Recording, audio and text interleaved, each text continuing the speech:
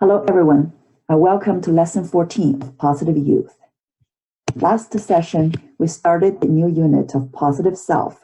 And the first thing that we get a chance to discuss is the VIA, Virtual in Action survey. I hope you all get a chance to take the survey. Behind those 240 questions were over 3 years of research by dozens of social scientists.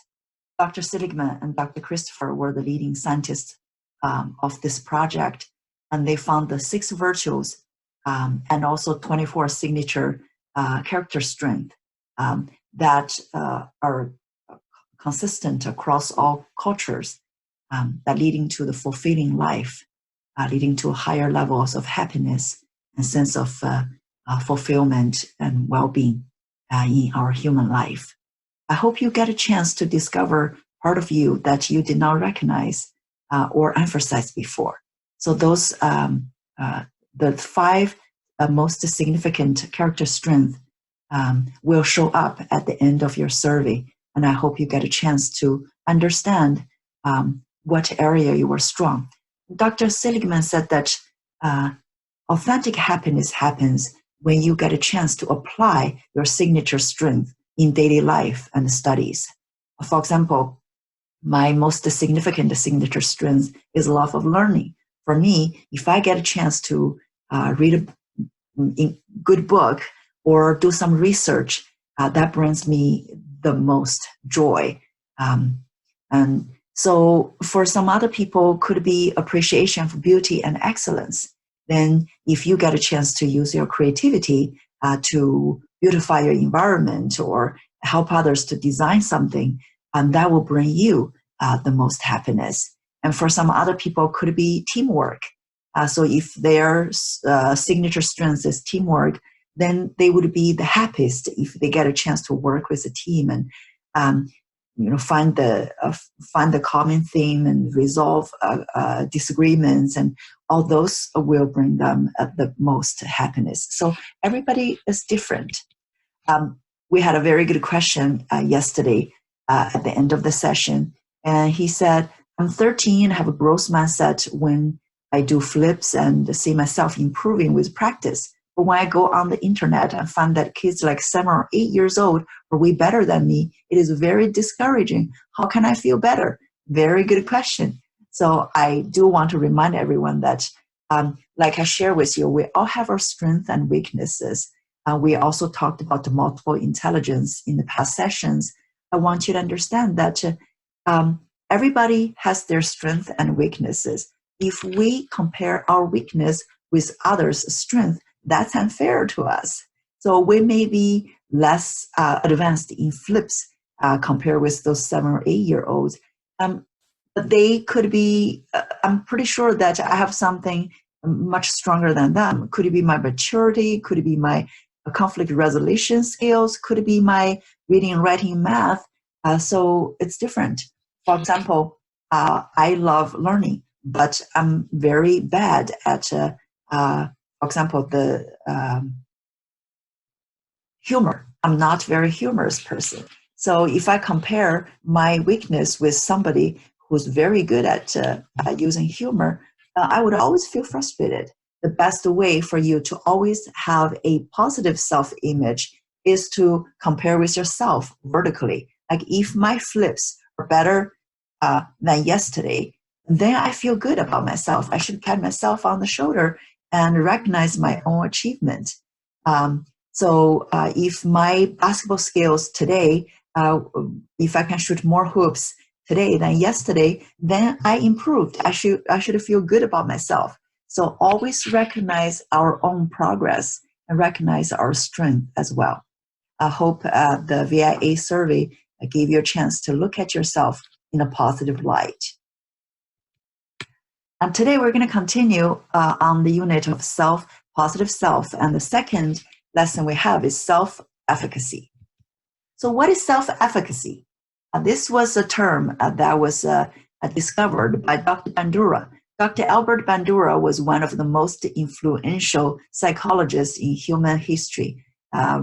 He's already over 90 years old, Stanford professor, a very superb superiorly intelligent psychologist. And he was the first one who discovered back in the 1970s that people's belief about their abilities have a profound effect on those abilities. I see that again and again in my job in public schools, because it's actually not your ability. It's how you believe in your ability that make a bigger impact on your performance. So he defined self-efficacy as the belief in one's ability to influence events that affect one's life and control over the way these events are experienced. For example, I work with a lot of students whose IQ is over 130, which means the top 2 percentile. So they are all in the category of giftedness, but under the same range of intellectual performance, their performance in class is significantly different because of their belief. Some people, they believe that they can overcome setbacks. They can improve with their own efforts. They have the sense of control. And those are the people who have very strong self-efficacy, and they can develop to their full potential, versus many other students that I work with. Even though they have the same intellectual ability, they don't believe they could make a difference, and they give up easily. When they have the low self-efficacy and their self is not that positive, and then they have trouble develop to their full potential. That's why I want to bring that to your attention. I remember that years ago, we had a graduate in the Bay Area, Mountain View area, who was very intelligent in math and science. And he had won lots of award in high school years. Unfortunately, for college application, he did not get into the elite colleges that he felt he deserved to get into because of his achievements. And for that reason, he took his own life. I feel so bad because just as a comparison, 2 years back, we also had one high school student in our district who also was very advanced in math and science. He was the captain for our sensible team in high school. And I knew him because he was the coach for my son's sensible team for 2 years. I like him a lot. He's a hardworking, intelligent young man. He not only was advanced in math and science, but also loved piano, loved classical music. His piano was the performance level, always go to competitions. And nobody expected that he also had trouble with college application and was actually deferred and eventually was dropped by all the 4-year colleges. And he had to go to community college. Guess what? He had such strong self-efficacy that he made best use of his time in community college. 2 years, so last year was the year that last school year that California had a new policy that all freshmen in community college are tuition free. So he did not need to pay any tuition in community college. Not only that, he took so many AP classes in high school that he was able to collect enough credits to graduate to get the associate degree. The 2 year, normally take other people 2 years, he got it in 1 year. So in 1 year, he graduated from community college. And he was, of course, received many offers from elite elite 4-year colleges. So when he goes to the 4-year college, he actually entered the 4-year college as a junior because he already had his associate degree. In other words, that 1 year of community college, he saved 2 years of tuition and 1 year of time. Amazing. So how did he do that? How did he overcome the disappointment of not getting into a good college right away? Because he trusted himself. He believed that he has the ability to make a difference in the current event. And he believed that his own efforts can change his path in life, and he has the sense of control.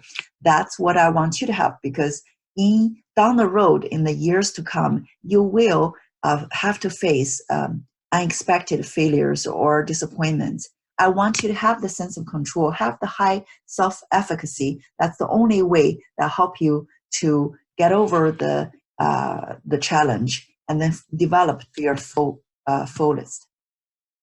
So what are the resources for self-efficacy? So Dr. Bandura, after years of research, said there are 4 resources. If you can succeed on those areas, you will have very strong self-efficacy. The first one is mastery experience.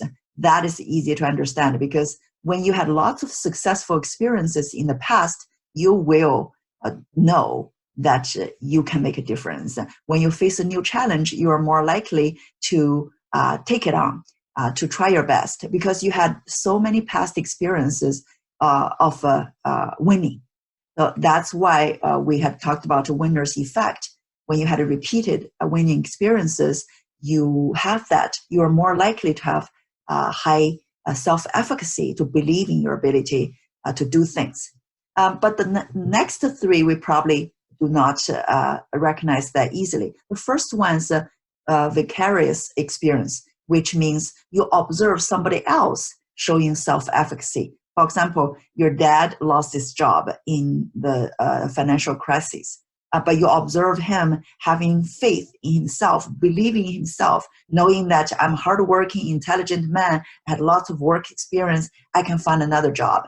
And you observe him how he diligently looking for a job, and then eventually with his own effort and faith, he found an even better job. So this kind of things that you observe will reinforce your own self-efficacy. If you have friends who are hardworking, confident people in themselves, and then you will get that and borrow that strength in yourself too, and that will internalize into part of you.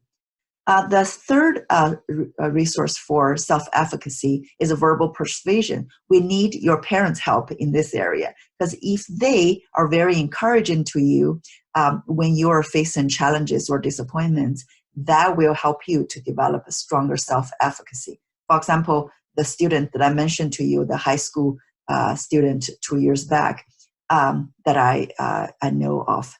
So his parents are very encouraging. They did not criticize or ridicule him because he didn't get into an elite college right away.